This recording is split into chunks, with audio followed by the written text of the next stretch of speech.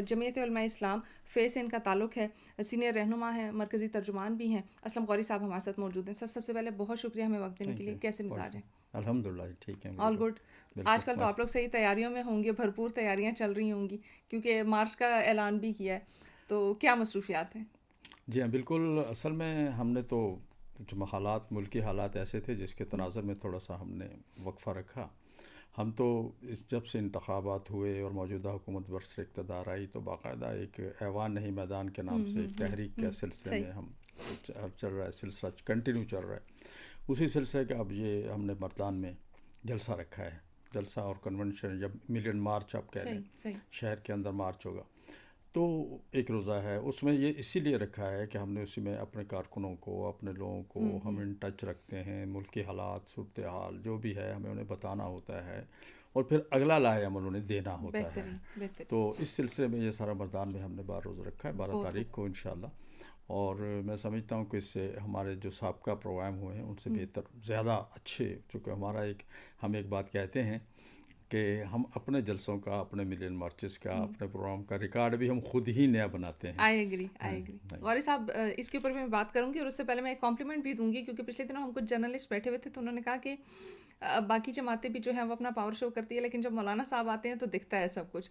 تو وہ ایک کمپلیمنٹ ہے جو میں آپ کو ضرور پہنچانا چاہوں گی کہ جمعیت علماء اسلام جب کہتی ہے تو وہ سامنے ان کی چیزیں جو ہے وہ نظر بھی آتی ہیں اور بڑی اسٹرانگ فورس کے ساتھ جو ہے وہ آپ کے کارکنان نظر آتے ہیں. تو ڈیفینیٹلی ان کو بھی خراج تحسین ہے کہ وہ پارٹی کے لیے اتنا اسٹینڈ لیتے ہیں. اور صاحب سب سے پہلے تو آؤں گی کہ پاکستان کا اس وقت جو اسٹانس ہے، پاکستان اس وقت جو دنیا میں نمایاں اپنا جو ہے نا پوزیشن لے چکے ہیں، جنگ بندی کو آپ کس طرح سے دیکھ رہے ہیں؟ کیا پاکستان کی خارجہ پالیسی جو ہے یہ اس کی بڑی کامیابی ہے یا سفارتی محاذ جو ہے وہ ہم نے بہترین طریقے سے لڑا ہے؟ دیکھیے یہ میں سمجھتا ہوں خوش آئند ہے. اچھا ہوا ہمارے بازو میں جو کچھ ہو رہا تھا ہم اس میں کسی نہ کسی طرح سے متاثر ہو رہے تھے. یہ نہیں کہ ہم اس سے متاثر نہیں ہیں.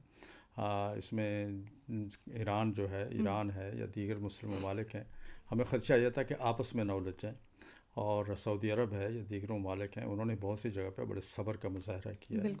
اور انہوں نے جو کچھ بھی ہوا اس دور جنگ میں اس میں بہت سی جگہ پہ ان لوگوں پہ بھی اٹیک ہوئے لیکن انہوں نے بڑے صبر کا مظاہرہ کیا اور مسلم امہ آپس میں نہیں ٹکرائی. یہ ایک بہت اچھی بات رہی ہے جو کہ میں سمجھتا ہوں کچھ لوگ چاہتے تھے.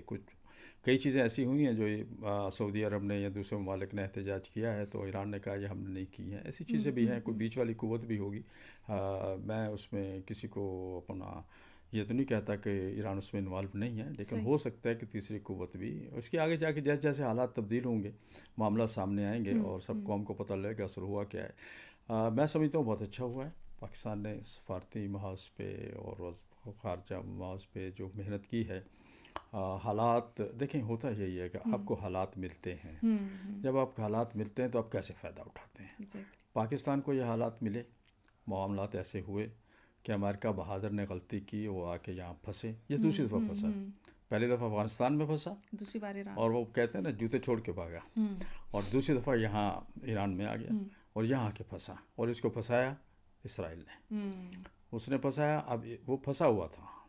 مجھے کل کسی نے کہا کہ ٹرمپ نے کسی نے سوال کیا کہ ٹرمپ نے آخری دھمکی دے دی کہ میں تباہ کر دوں گا. میں نے کہا لگتا ہے بات مذاکرات کی حد تک اینڈ پہ پہنچ گئی ہے، اس لیے کہ وہ اپنی بات منوانے کے لیے ان کو دھمکا رہا ہے. اس سے اتنا نہیں جا سکتا. اس کے اپنے ملک میں بڑی افراتفری مچی ہوئی تھی. بہرحال ہم نے اچھا فائدہ اٹھایا اس لڑائی کو ختم کرنے کے لیے. میں سمجھتا ہوں کہ ہمارے ساتھیوں نے محنت کی ہے، اچھا کیا ہے اور بہت اچھا ہوا ہے. کاش ہمیں یہ کردار اگر غزہ کے معاملے میں مل جاتا، جہاں میرے ہزاروں بچے، بوڑھے، عورتیں، خواتین جس طرح شہید ہوئے، جو وہاں پر ہوا فلسطین میں، کاش اس وقت بھی کوئی ہمیں اس طرح کا رول مل جاتا. تو بہرحال یہ ایک تو رہے گا، لیکن فی الحال جو ہوا ہے بہت اچھا ہوا ہے. ٹھیک. اور صاحب مجھے یہ بتائیے گا کہ جہاں پہ آپ نے غزہ کا ذکر کیا وہاں پہ ہم کشمیر کو نہیں بھول سکتے. کشمیر میں بھی یہی قسم کے معاملات ہیں. سمجھتے ہیں کہ اس فتح کے بعد کشمیر کے معاملے کے اوپر بھی کوئی اثر ہوگا یا ہم اس کا فیصلہ پہلے ہی کر چکے ہیں؟ دیکھیے یہ ہمارے ہاں ایک بہت ہی ایک ہوتی ہے بیک ڈور ڈپلومیسی. مجھے یاد ہے کہ پرویز مشرف صاحب کے دور کے بعد جب حکومت نہیں آئی تھی غالباً، تو اس حکومت میں مولانا صاحب امور خارجہ کمیٹی کے چیئرمین تھے. امور کشمیر کمیٹی کے چیئرمین تھے. تو مولانا صاحب نے ایک جگہ خود فرمایا تھا کہ میں کشمیر کی فائل ڈھونڈتا رہا. کہ پچھلے دور میں کہاں چلی گئی. بڑی مشکل سے مجھے وہ سارے ڈاکومنٹ ملے اور میں نے نئے سرے سے اس پہ کام شروع کیا. تو یہ ایک جو بیک ڈور ڈپلومیسی ہوتی ہے نا, وہ چیزوں کو کسی اور طرف لے کے جاتی ہے. میں سمجھتا ہوں کشمیر کو نہ ہم بلا سکتے ہیں, نہ ہم چھوڑ سکتے ہیں, نہ اسے نظر انداز کر سکتے ہیں. مصلحت پسندی ہو سکتی ہے, انٹرنیشنل دباؤ ہو سکتا ہے, کوئی اور مسائل ہو سکتے ہیں, لیکن کشمیر ہمارا ہے, کشمیری ہمارے ہیں. وہ آج بھی پاکستان کے نام پہ جانے قربان کر رہے ہیں. وہاں کی عورتیں آج بھی عصمتیں قربان کر رہی ہیں. وہاں کے لوگ آج بھی اپنے بچے شہید کروا رہے ہیں. وہ پاکستان کے نام پہ کروا رہے ہیں, اور وہ چاہتے ہیں کہ ہم ایک پاکستان کو مضبوط پاکستان کے ساتھ اپنا الحاق کریں. وہاں کے لوگ کام کر رہے ہیں, اور ہمیں انشاءاللہ نہ ہم اس کو بھولیں نہ اس کو بھولیں گے. اور مسلط پسندی کا ضرور کہیں نہ کہیں ہم شکار نظر آتے ہیں, اس میں تو کوئی شک نہیں ہے, دو رائے نہیں ہے.